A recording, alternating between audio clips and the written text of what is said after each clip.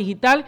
Me refiero al economista Walter Spurrier. Qué gusto saludarlo, economista. Gracias por aceptar esta entrevista. Tenemos varios temas en carpeta, pero quisiera comenzar rápidamente con una opinión suya sobre un tema muy de actualidad y es los temas claves que se podrían abordar con el señor Marco Rubio, secretario de Estado de Estados Unidos, quien estaría próximo a reunirse con el presidente del Ecuador, Daniel Noboa, y otras autoridades. Se han dicho que 3 serían los temas clave: seguridad, migración y comercio. A propósito de los temas arancelarios, ¿cuán importante considera usted que es para apuntalar nuestra economía y su crecimiento la visita de un funcionario tan importante del gobierno norteamericano para tratar estos temas que en principio se han dicho serían los que están en agenda? ¿Usted cree que pueden ayudar hacia ese proceso o no? Bueno, Luisa, gracias por tenerme hoy en tan importante programa. Bueno, el punto es que el presidente Trump sigue una política sumamente errática. Él dice lo que se le ocurre sin tener estudios de parte de su gobierno sobre poniéndole las alternativas, sin tener a su alrededor personas muy conocedoras. De hecho, yo creo que Rubio es de lo mejor que él tiene en su gabinete. Y, y en ese sentido, el Ecuador tiene que aprovechar las buenas relaciones que ha logrado establecer Daniel Noboa con Donald Trump. Entonces, eh, en ese sentido, la visita de Rubio es muy importante para el país porque permite que haya esa diplomacia cercana a México, el Ecuador, y sabemos que México es uno de los principales socios comerciales de Estados Unidos con el que tiene una relación muy cercana. Ahora, Rubio viene pues con algunas exigencias. Él quiere que el Ecuador acepte acepte deportados de otros países y, y ahora han aceptado algunos países africanos eso de allí. Y el Ecuador ya ha expresado que sí va a aceptar un cierto número de deportados. Eso no es algo que yo creo que al Ecuador en principio le gusta, pero lo está viendo como una concesión. Probablemente está esperando que dentro de ese contexto de la concesión, que Estados Unidos o apoye de una manera más decidida la lucha contra la delincuencia en el país, que estamos pues en manos de las mafias mexicanas y colombianas, o en su defecto, que tome una política más favorable en términos del sistema arancelario. Recordemos que en lo arancelario, a pesar de las grandes relaciones del Ecuador con Estados Unidos, nos ubicaron un arancel del 15%, que es lo que Estados Unidos pone como base a todos los países con los cuales no tiene un compromiso previo. Y recordemos que no tenemos un acuerdo con Estados Unidos básicamente por 2 motivos. Primero, por haberle confiscado la concesión a la compañía Occidental, que eso se hizo en el 2006, y luego pues por la oposición que tenía Rafael Correa de un acuerdo con los Estados Unidos y en general acuerdos con el mundo. Entonces, ahora lo que puede estar planteando el Ecuador es que en efecto, como han insinuado algunos de los altos funcionarios del gobierno ecuatoriano, esperan que Estados Unidos le baje al 0% aranceles para ciertos productos importantes, sobre todo que Estados Unidos no produce. Ese sería en particular el caso del banano, probablemente el caso del cacao, aunque en ese caso es menos importante porque cacao falta en el mundo, en cambio banano hay mucha producción. Y posiblemente querrá que haga lo mismo con el caso de las flores, porque estamos en una situación de muy grandes ventajas referente con Colombia. Entonces, esperemos que eso que esperaba el gobierno, que pronto hay una definición de los aranceles para el Ecuador por parte de la administración Trump, se lo haga ahora con la venida del ministro Rubio, a pesar que el Departamento de Estado no tiene que ver con aranceles. Entonces, esperemos en efecto que haya unas buenas noticias de esta reunión, que haya algo favorable al Ecuador que sean lo que nos compense con las medidas que estamos tomando, que no son de nuestro total agrado, como es aceptar los migrantes que Estados Unidos deporta en un cierto número, y por otra parte también dificultades que hemos tenido que hacer concesiones unilaterales en los aranceles, como el caso de los automóviles, también importación del trigo, etcétera. Entonces, esperemos que tengamos buenas noticias, buenos resultados de esta reunión de Rubio con Noboa. Por otro lado, estimado economista, gracias por darnos su opinión respecto de este encuentro con este importante funcionario norteamericano. La comisión de la Asamblea recomendará aprobar la proforma presupuestaria 2025 tal y como la envió el gobierno nacional. ¿Cuáles son sus impresiones respecto de esta proforma presupuestaria y cómo ha sido concebida y cuánto ha crecido en relación a la proforma prorrogada del 2024, que es la que había estado funcionando hasta el momento?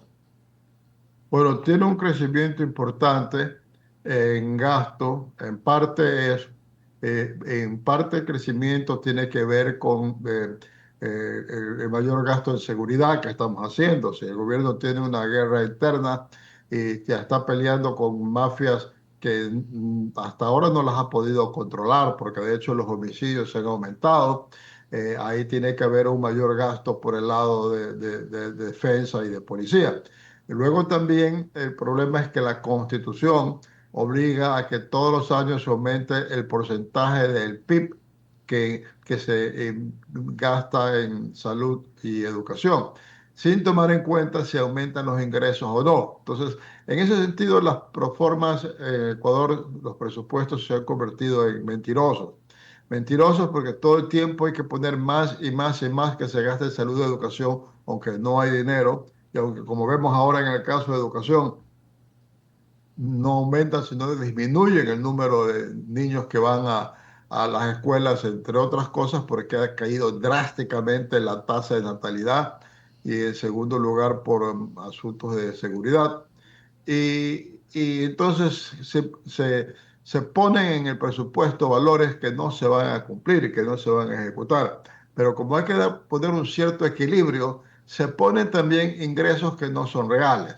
O sea, por ejemplo, se está contabilizando que los contratos petroleros este año, las firmas que firmen contratos petroleros van a anticipar ingresos, o sea que van a adelantar ingresos que después tendrán que descontar de lo que le pagan al Estado por más de 3.000 millones de dólares.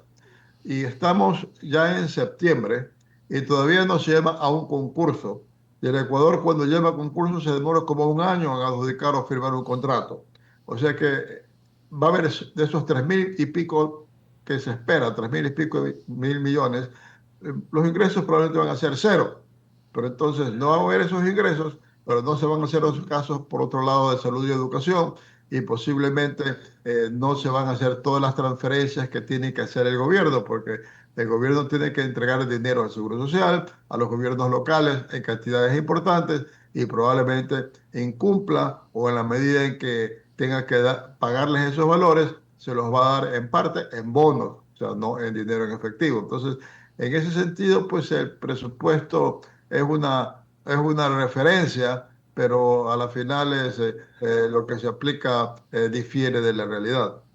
¿Por qué llegamos a este punto? ¿Cuál es el problema? ¿Por qué es que tenemos un presupuesto solo de referencia y que en la práctica no se cumple? Que dice una cosa en el papel, pero que luego no se puede ejecutar porque no hay los recursos. ¿Dónde radica el problema y por qué crece cada vez más el déficit de la caja fiscal? Bueno, el tema es que son presupuestos irreales. Tenemos pues las constituciones de Montecristi, los asambleístas en Montecristi pensaron que el Ecuador iba a ser una nueva Arabia Saudita, ¿no? Y que iba a sobrar la plata y que se podían marcar dentro del presupuesto gastos exagerados, porque el dinero iba a crecer de manera infinita. Un criterio absolutamente errado. Eso fue un desastre de constitución y nos tiene atado a eso. Tiene atado, por ejemplo, a que el Estado tiene que invertir en centrales eléctricas y tiene que usarlo con dinero del presupuesto del Estado y no tiene que cobrarle esa inversión a los usuarios vía tarifa eléctrica. El resultado es que como no hay la plata, no se invierte en centrales eléctricas y vivimos permanentemente con problemas de que viene el estiaje y hay apagones. Y cuando llueve mucho, las centrales no pueden funcionar porque el agua es muy turbia y así, y no pueden subir las tarifas eléctricas y por otra parte no se permite la inversión privada. Hay ese tipo de cosas en un presupuesto absolutamente irreal. Y luego también los gobiernos han permitido que los sindicatos públicos pongan condiciones absolutamente imposibles de cumplir o que atan al gobierno para poder actuar. O sea, pero un sindicato público pide cosas imposibles en un contrato colectivo y dice, si no me lo dan, hago huelga. El gobierno dice, ya, firme, pues ¿qué vamos a hacer? No vamos a hacernos de una huelga. Y entonces hay dificultades en salir de personal excesivo. Ahora está haciendo algo el gobierno para tratar de eliminar las personas que tienen remuneraciones exorbitantes por trabajos sencillos y en general lo que nosotros necesitaríamos es que un buen día se siente el gobierno y haga un presupuesto base cero. O sea, que diga, esta institución para qué sirve, para nada, se va, desaparece. Esta gente tiene tantos empleados, los necesitamos tantos, no, necesitamos menos, se van tantos. Y de esa manera reducir drásticamente el gasto, eso implicaría que no nos suban tanto los impuestos, y a lo mejor con eso incluso la acción del Estado sería más eficiente, porque para todo lo que gastamos en el Estado hoy día, los servicios que recibimos, Luisa, son muy pobres. La población no tiene adecuados servicios de salud, no tiene escuelas suficientemente bien equipadas, no hay carreteras, tenemos problemas de falta de luz eléctrica, etcétera. Y eso a pesar que pagamos impuestos muy elevados y que tenemos una industria petrolera estatal que se supone que genera rentas para el fisco.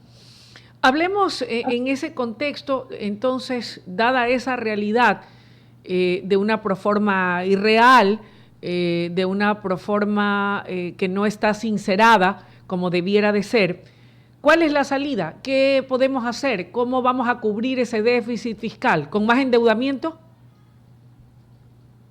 Bueno, lo que plantea el gobierno es, por una parte, haciendo ciertas cosas para impedir que aumente mucho ese gasto público, porque como digo, esos contratos colectivos llevan a que todos los años suban los sueldos del sector público, todos los años aumenta el rol de pagos del sector público, ya son como 10 mil millones de dólares el rol de pagos en el presupuesto y el gobierno está comenzando a tomar ciertas medidas, ha despedido un pequeño número de empleados, no llega a ser ni el 1%, está limitando y dándole marcha atrás, ya que eso sí ha ayudado a la Corte Constitucional dar marcha atrás en unos contratos colectivos absolutamente extravagantes.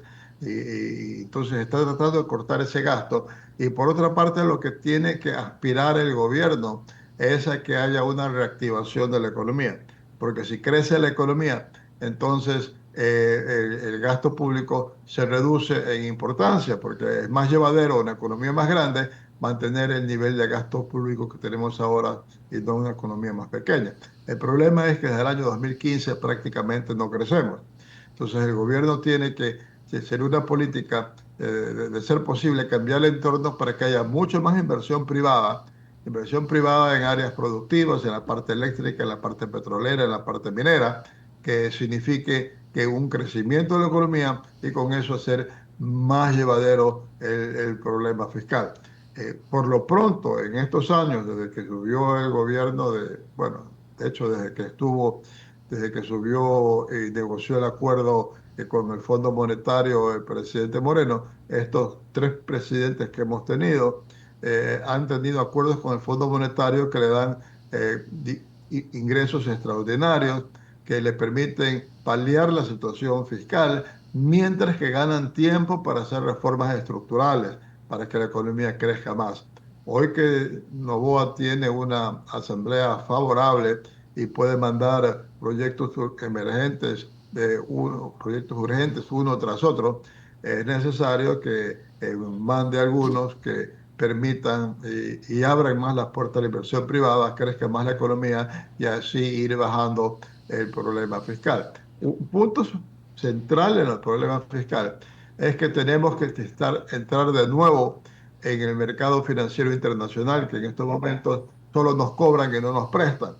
Tenemos que entrar no porque tenemos que endeudarnos más, ojalá no endeudarnos más en volumen, sino de poder emitir nuevos bonos y con ese dinero poder pagar los bonos que se vencen, o sea, poder ir difiriendo la amortización de la deuda. Eso es lo que necesitamos hacer para poder manejar eh, más adecuadamente el endeudamiento externo. Ahora, nuestro endeudamiento externo no es tanto que sea tan grande, sino que no nos prestan y por lo tanto tenemos que, de los ingresos tributarios que tenemos que pagar, tenemos que amortizar esa deuda y eso sí es muy complicado porque todos sabemos, el problema es si de pronto el saldo que tenemos en una tarjeta de crédito tenemos que reducirlo, ya no solo pagar los intereses, sino pagar el capital, eso a veces es difícil. Y esa es la situación que está en el Ecuador y por eso mejorar su crédito, su situación crediticia, mejorar su riesgo país, permitiría hacer entrar nuevamente en el mercado financiero internacional emitiendo bonos para reemplazar los que se vencen y hacer más llevadera este déficit fiscal. Economista Spurrier, para octubre se espera que el gobierno pueda enviar lo que será la proforma presupuestaria del 2026. Basándonos en ese escenario actual, con ese análisis al que usted hace referencia de cuál es nuestra situación, ¿cómo lograr que esa nueva proforma presupuestaria, la del 2026, pueda garantizarnos estabilidad, cumplimiento con las demandas justas de la población en seguridad, salud, educación e inversión? ¿Cómo garantizar que esa proforma presupuestaria del 2026 pueda propender también a una reactivación de la economía y a cumplir con todos los sectores y sus justas aspiraciones? Bueno, yo no me confiaría tanto en que la reforma, que este presupuesto del año 2026 vaya a ser tan distinto al del año 2025. De hecho, estamos entrando ya en la segunda parte del acuerdo con el Fondo Monetario por parte del gobierno. Y en esa segunda parte se supone que nosotros tenemos que hacernos cargo de más de la deuda. O sea que incluso tenemos que estar emitiendo bonos para poder recaudar fondos que nos permitan pagar los bonos que se están venciendo. Y eso se suponía que íbamos a hacer este año. Con el fondo acordamos que tendría que ser el próximo por los problemas que se presentaron del estiaje, sobre todo. Y todavía falta que se reduzca más el riesgo país como para poder llegar a esa situación. Como digo, tenemos un presupuesto muy inflexible como estamos dolarizados, Novoa no puede hacer como hizo, como hizo Milei en Argentina. O sea, Milei en Argentina, con una inflación elevada, una devaluación de la moneda permanente, él lo que hizo fue congeló los sueldos del sector público en pesos y por lo tanto en términos dólares se licuaron, bajaron los sueldos del sector público. Eso no podemos hacer porque estamos dolarizados.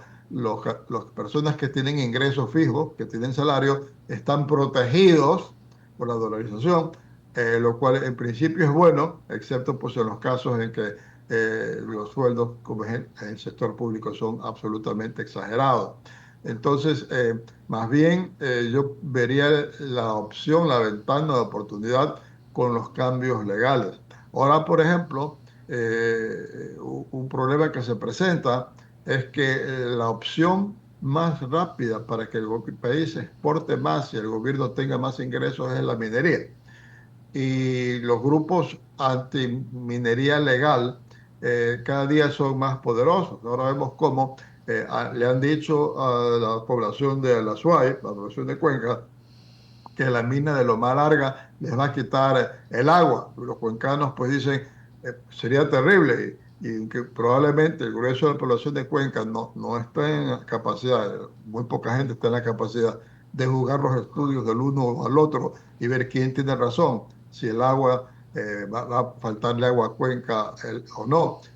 Dicen, por si acaso, mejor es que no se haga, no podemos tomarnos ese riesgo. Algo similar sucedió cuando se iba a construir el OCP. La construcción del OCP fue la salvación del país porque había una producción petrolera que no podía salir porque Petroecuador no les permitía usar el oleoducto de ellos. Y Gustavo Noboa lo construyó cuando el mundo decía que iba a destruir el sector de Mindo en la provincia del Pichincha, con pasar un oleoducto por allí. Cuando el oleoducto se construyó, pasa por Mindo, por subterráneo, eh, no se lo ve por ningún lado, no ha tenido ningún efecto negativo y el país se salvó con eso. Lo mismo pasaría con estas minas que se están montando en el país, pero en estos momentos Amazon Watch y otros organismos de ambientalistas que no quieren que el Ecuador desarrolle sus recursos naturales, tienen convencidas a la población en distintas partes que es malo que haya minerías en ese sector. Entonces, esa es una de las luchas que tiene el gobierno ahora. Otra de las luchas va a ser convencer a las compañías petroleras a que inviertan en el país bajo concursos que todavía no salen. Y luego va a tener que tomar algunos cambios más drásticos en la legislación para energía eléctrica para que vengan empresas y vendan energía eléctrica probablemente a las grandes empresas, no a las personas, a los residenciales que nos siguen vendiendo las empresas estatales, pero que pueden haber compañías que inviertan para venderles a las grandes empresas, de esa manera quitarle esa carga al Estado de tener que servir al sector empresarial que cada día requiere más electricidad. Entonces, más bien es por ese lado que yo veo, Luisa, las posibilidades de salir adelante, poder abrir la economía en el sector minero, petrolero y eléctrico para que venga gran cantidad de inversión. Si viene esa inversión y crece la economía por esos lados, los ecuatorianos y asimismo empresas extranjeras invertirán en otro tipo de actividad y negocios porque tendrán una visión positiva de cómo va la economía del país y vamos a crecer y la deuda va a ser mucho más manejable. Ese es, pienso yo, que es el desafío que tiene el gobierno hoy. Ahora, en ese contexto y dicho esto, ¿cree usted que vamos por buen camino? ¿Cómo vamos a cerrar el año? ¿Cuáles son las proyecciones de crecimiento económico si hacemos y cumplimos con esas recomendaciones y respetuosas sugerencias que usted como experto señala constituyen los grandes desafíos que tiene el Ecuador? ¿Podrá lograrlo el presidente Noboa? ¿Cree que existen las condiciones de momento? Lo hemos visto en giras internacionales muy importantes. ¿Cuándo comenzaremos a ver traducido el resultado de esas giras a diferentes países que creo que bien podrían hacer mucho por invertir en el Ecuador? ¿Y qué condiciones deben darse casa adentro para que podamos comenzar a ver ya los resultados de esas giras internacionales? Bueno, Luisa, en eso hay dos momentos y comencemos con lo primero que mencionaste, Luisa, ¿no? ¿Cómo vamos a terminar hoy? Porque las medidas que yo estoy hablando no tendrían impacto hoy, son medidas que tienen que tomarse para que tengan impacto a partir del próximo año. Hoy estamos rebotando, Luisa, estamos rebotando del pésimo 2024 que tuvimos. Cuando las únicas cifras que tenemos en concreto para este año es el primer trimestre. Y el primer trimestre, según los datos del Banco Central, la economía creció muy fuertemente, al punto que si en el segundo trimestre no crecemos y nos quedamos igual que en el primero, y en el tercero igual que el primero, y en el cuarto también igual que el primero, o sea, si no crecemos más, sino que mantenemos el mismo nivel de crecimiento, el mismo nivel de producción del primer trimestre, la economía crecería 4% el presente año, que sería fuertísimo, porque solamente superado por el rebote que tuvimos en el año 2022 de la crisis de la pandemia. Eh, y de hecho, el gerente del Banco Central ha hablado que en el primer semestre la economía está creciendo en 3,9%. Y luego vemos también datos de ventas, datos de importaciones, etcétera, que nos hacen pensar que al menos hasta agosto la economía ha tenido una reactivación por el lado del consumo. De hecho, en agosto el gobierno redujo los atrasos en 500 millones de dólares, o sea que el saldo que tenía en la cuenta metió como 500 millones de dólares a la economía, aparte de haber usado más de 300 millones para amortizar deuda. Y de hecho las empresas con las que yo he hablado, bueno, no todas dicen lo mismo, pero muchos dicen que han tenido un muy buen mes de ventas en julio y agosto. Y de hecho, si uno va, Luis, si usted sale a los centros comerciales, sale a sitios de comida, etcétera, usted ve que la gente se está gastando. Entonces, si estamos en una fase de rebote, pero una fase de rebote es como que usted tira una pelota de básquet desde un segundo piso, cae a la planta baja y cae al piso y rebota, pero una vez que rebota ya vuelve a caer. Entonces el punto es cómo vamos después de este rebote. Ahí es donde el gobierno tiene que entrar a tomar las medidas que estoy diciendo, asegurarse que no haya apagones, buscar de qué manera incrementa la inversión privada en centrales eléctricas. Yo pienso que tiene que olvidarse de eso de decir, pero tienen que ser solar, que tienen que ser eólicas. No, que sea a estos momentos, que sea lo que sea. Necesitamos también energía térmica. Tiene que ver que alguien entre a reestructurar la refinería, que es un desastre. Entonces, todavía esas cosas, Luisa, las estamos viendo solamente a nivel de planes. Tenemos lo que dice el gobierno que va a hacer, pero todavía no salen concursos. No sé qué es exactamente lo que está pasando. No sé si haya mucha resistencia en Petroecuador, pero no vemos todavía acciones que signifiquen comience el proceso para captar estas inversiones, comience el proceso para aumentar la capacidad de refinación, comience el proceso para que se busque hidrocarburos en el Golfo de Guayaquil y así sucesivamente. No lo estamos viendo todavía y por lo tanto no podemos hablar de cómo va a ir el año 2026. Porque no está todavía clara las acciones. Aparte, Luisa, que es algo que usted también han de estar sufriendo como nosotros, este es un gobierno que comunica muy poco, ¿no? Un TikTok por ahí, un tweet por allá, y no es que presenta un plan de acción detallado, un plan de desarrollo que no tiene que ver mayormente con las realidades. Entonces, lo que podemos decir, esto es lo que pensamos que el gobierno puede hacer, es algo que es compatible con su visión, porque Noboa es un hombre del sector privado, pero realmente todavía no vemos cómo vamos por ese camino. Economista, quiero agradecerle la deferencia que ha tenido para con nosotros al haber aceptado esta entrevista, responder a nuestras inquietudes, que son las de nuestros oyentes, la de los ecuatorianos, y ayudarnos a dilucidar y a entender un poco este complejo tema de la economía y hacia dónde vamos, dónde estamos, qué es lo que debiera hacerse y cómo está el panorama actual para poder tener una idea de hacia dónde nos encaminamos. Gracias y espero volver a conversar con usted en un futuro próximo. Con mucho gusto, Luisa. Muchas gracias. Gracias, un abrazo. Momento de una pausa cuando son las 8 de la mañana con 34 minutos. Esto es el Noticiero Nacional de WQ Radio. Sigan en nuestra sintonía.